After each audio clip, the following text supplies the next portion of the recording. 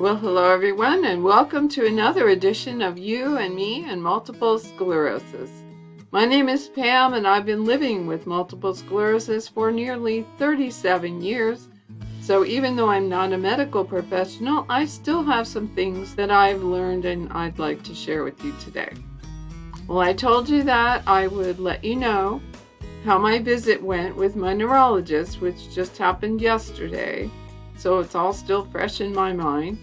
And I'll let you know what she said. And before I do, though, gonna talk about my mug and my tea. Okay, here's the mug. This was a mug that we got when we visited a church, and they did this with their greeting station. They filled it with jelly beans, which are long gone. But it's a nice, good-sized mug. So we still use it for all kinds of good stuff. And today, my tea is orange Darjeeling. One of my favorites. It's a really good one. Now on with the main reason that you came here today. Well, I met with my neurologist. She's with the MS clinic down at Oregon Health and Science University. And she was joined for part of the time that we spent together by a senior doctor there at the clinic. So I got kind of the double dose in a way. I got a chance to ask questions and to hear input from two different folks. We talked about the problem that I'm having with fatigue and how it seemed to have this sudden onset after I had the general anesthesia for the dental surgery that I had a couple of months ago. And neither she nor he thought that that was something that should be caused exactly by the anesthesia. What he said was that what it probably did was trigger an old MS symptom and just kind of cause it to flare. So because of that, and because, we really don't know an awful lot about MS, really, when it gets right down to it, there's no way to know how long this might go on. But she was pretty optimistic that it would resolve eventually. And we talked about different ways that I could kind of help that along. One of the things that he mentioned was that there's a clinical trial in progress right now down there at OHSU that involves remyelination. And I know there's a lot going on with laboratory type intervention in mice, but this was not a pharmaceutical or any kind of a medical intervention as such. It was more of an exercise regimen that people were on. They were cycling, I guess, with stationary bicycles, and they were being measured to see if there was evidence that there was some remyelination going on. And the results so far have been kind of promising. And both he and she told me that trying to exercise as much as possible would be helpful. And they all both realized that with MS, it's kind of hard, to exercise the way someone else might, and they build up, a tolerance, and they get better and better, and they can go for longer and longer and work harder and harder. That isn't the way with MS. You have to kind of come up with your own exercise regimen that works for you. But the important thing is not to sit in a chair or spend all day in bed or whatever, but to be moving and to work your muscles and to work your body as much as possible. And if there's more that you can be doing, like more walking, or I have a stepper that I use, something like that, they said, would be very, very helpful. The next thing we talked about was pharmaceutical type interventions, and we just kind of stepped through some of the ones that have been used with success by some folks, Ampura being one of them. But I had already done my homework on that one, and I knew that Ampura is something that you have to be careful of if you have any kind of kidney impairment. And while my one remaining kidney seems to be functioning very well, I only have one kidney. And what Ampura and probably some other medications will do, it's not so much that they damage your kidney as that they have to clear your kidneys. And if they aren't clearing your kidneys at an appropriately efficient rate, you will build up too much of the medication in your system, which could be a real problem with overdose or whatever. So there's a caution always with that. So Ampera was kind of out, and that was off the table. But we did talk about a few other things. And one thing that we are trying is a reduction in the amount of gabapentin that I take. Right now I had been on up until yesterday. I was on 300 milligrams 3 times a day, which is not a huge dose, but even so, my doctor told me that gabapentin can cause drowsiness, and obviously I had been taking it for years and it wasn't doing that, but now that I'm in this new kind of weird thing, we might as well see what happens if I try stepping back on the gabapentin. The one thing that I can point to that it really helps me with is restless leg syndrome, and that's only really a problem for me at night when I get into bed and I try to relax and go to sleep. So she said, let's start slowly ramping it back in the morning, because she said you have energy in the morning and you're not worrying about restless leg in the mornings. She wrote me a new prescription. The pills are smaller, so now I can step them down more slowly. They're in 100 milligram increments, and I will start stepping those down. In fact, I started just this morning, stepping it down by 100 milligrams. And I'll stick with that for a while, watch it, see what it does, and then go on from there. Well, we talked about a couple of other medications that are possibilities down the road. And one of them is Amantadine. And she wrote me out a prescription even for that, which I did go ahead and get filled.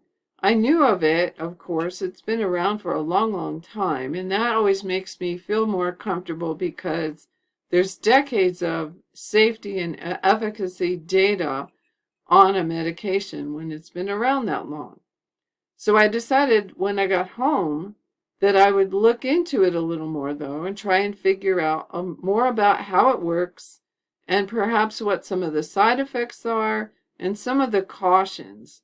So let me pull up a site here that I wanted to show you, because this will give us an opportunity to find out more about Amantadine. Okay, this site is from the National Library of Medicine. It's called Medline Plus. And so because it's a government site, the information on it is trustworthy in the sense that it's based on a lot of reputable laboratory studies and peer-reviewed articles, and over time, all the collecting of the various data on side effects and whatnot. So let's just take a look at some of this. I don't want to go through all of it, but what I'd like to do is use this as an opportunity to not only talk about Amantadine, but to talk about how you go about finding out things about medicines that you've heard of or that you've been prescribed, things that you'd like to understand more about. And a site like Medline Plus is a good one to go to because it will give you all of that. But you also need to recognize that these sites kind of aggregate things that have been reported by people that are taking the medicine. So just because it's listed on here as a possible side effect does not mean it will happen to you. But even so, depending on what it is, it might be something you would want to check up on a little bit. Here we have Amantadine, and you see there's all these different subheadings. You can skip right to them if you like. But one thing I see here is that it's mainly prescribed for Parkinson's disease.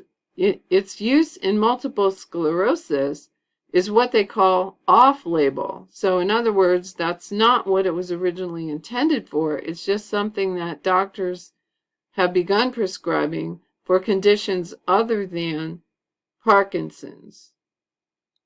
And then there's stuff about how the medicine should be used.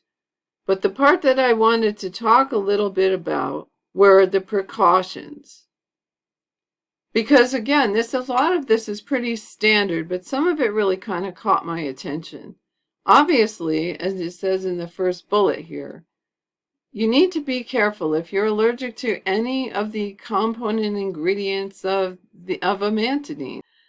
And then your doctor also needs to know what other medications, including over-the-counter stuff, that you are taking, because there can be some interactions or some additive effects of medications when they're taken in conjunction with other medications. So as you can see here, all kinds of things are listed. And if you're taking any of these things, including something that's just occasional like Alka-Seltzer, you need to be a little bit mindful of that. Just because something is available in the drugstore over the counter does not mean that it's completely safe. And so that is something I wanted to point out here. There can definitely be a problem if you take it in conjunction with a prescription medication. Tell your doctor if you have kidney disease, because your doctor may tell you not to take Amantadine. Now, didn't we just get done talking about this with Ampera, that it's not something you want to be taking if you don't have well-functioning kidneys. And so the same thing might be true here. And my doctor knew this already, obviously, because we were just talking about it. So I am not sure, but I want to look this up. In fact, I have sent her a message through the My Chart function at OHSU about this very thing, because that is a real concern of mine.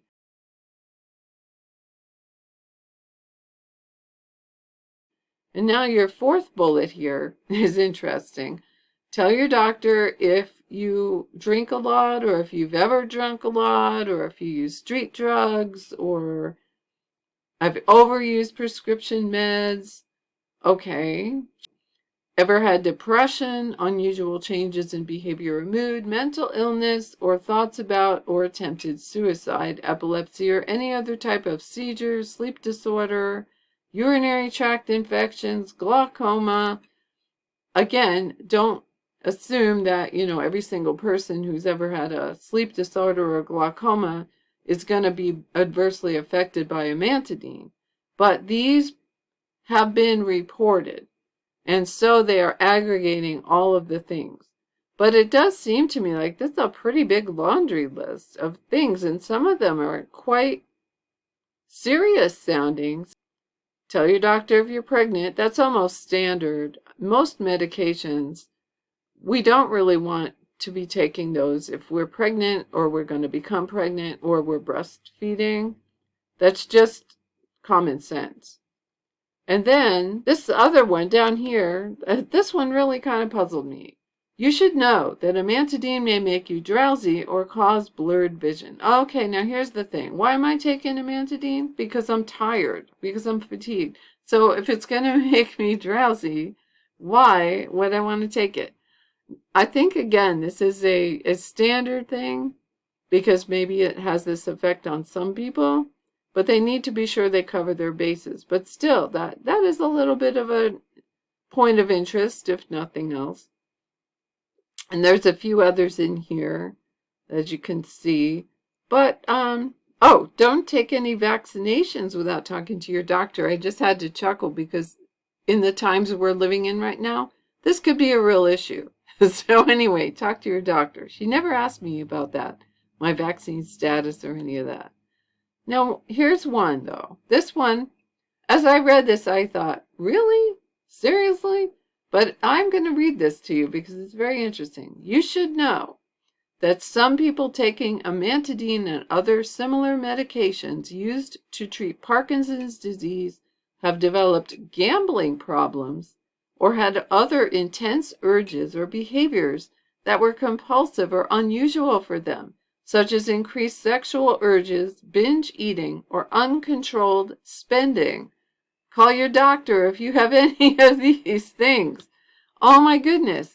This is interesting. Who knew, right? It's got like a psychotic effect. And I guess many drugs do, but the way they start out with, you should know. I mean, that really kind of makes me feel like, all right, we're talking serious here, right? So that's really just what I wanted to let you know. Using my prescription as a way of giving you an insight into how you can go about investigating drugs that doctors talk with you about or prescribe or attempt to prescribe and suggest to you, whatever, you might want to do your own homework on that. And there's nothing wrong with asking your doctor questions, which I certainly plan to.